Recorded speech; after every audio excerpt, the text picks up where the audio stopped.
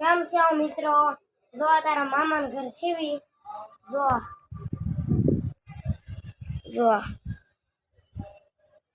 અમારી બેન છે આ છે સુરત ને મામા એ સુરત રહેશે જો અમારા દાદા ઉભા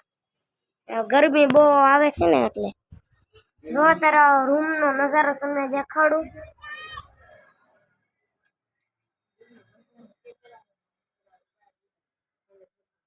જો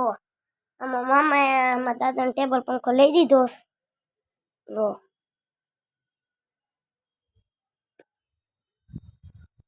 જો સુરતના ચોથા માળે એમ રહીશ ચોથા માળે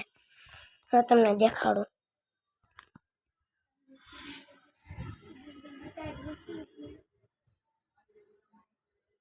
જો ચોથા માળે એમ રેવીશ